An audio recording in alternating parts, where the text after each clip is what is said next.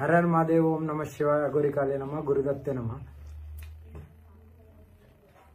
ఎంతో మంది సనాతన ధర్మం గురించి, ఆడపిల్లల రక్షణ గురించి, గోహత్యను ఆపడానికి ఎవ్వరూ మాట్లాడట్లేదు. మాట్లాడిన వాళ్ళ మీదనేమో ఎన్నో కేసులు పెట్టాలని చూస్తున్నారు. కొందరు నా మీద అయితే పెడుతున్నారు. ఎంతమంది అన్న కేసులు పెట్టుకోండి, ఏమన్నా చేసుకోండి, ఓకేనా. నా వెంటుగా కూడా కదిలేయలేదు. నేను అదే చెప్తున్నాను. గోహత్య చేసిన వాళ్ళను ఊరుకునేది లేదు, ఆడపిల్లల మీద దాడులు చేసిన వాళ్ళను ఊరుకునేది లేదు. నా ధర్మాన్ని గౌరవించని వాళ్లకు, హేళన చేసిన వాళ్ళకే మాత్రం ఇది స్ట్రాంగ్ వార్నింగ్ ఇస్తున్నాను.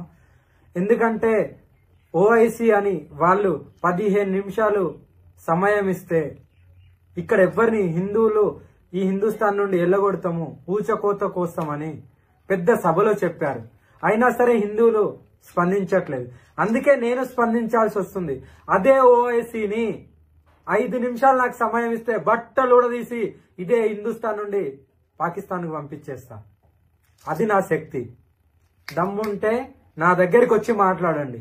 అది ఓఐసీ అయినా ఇంకెవరైనా సరే. ఎందుకంటే ఎంతవరకు ఓపిక ఉండాలో అంతవరకు ఓపిక ఉన్నాము. ఓపిక నశించిపోయింది. ఎవరు పడితే వాళ్ళు, జ్ఞానం లేని వాళ్ళు అజ్ఞానులుగా ఉండి, నా ధర్మం గురించి జ్ఞానం లేక, ఆవగింజంతా కూడా తెలియదు నా ధర్మం గురించి, అందరు వచ్చి టీవీలో ముందుకు వచ్చి మాట్లాడేనా? దమ్ముంటే నాతో పోరాడండి, నన్ను అడగండి, నేను చెప్తా నా ధర్మం గురించి. నా ఆడపిల్లల మీద దాడులు చేస్తే నేను ఊరుకునేది లేదు. మా గోహత్య చేస్తుంటే మేము ఊరుకునేది లేదు. చూస్తూ కూర్చోవడానికి మేమే చేతకాని వాళ్ళం కాదు.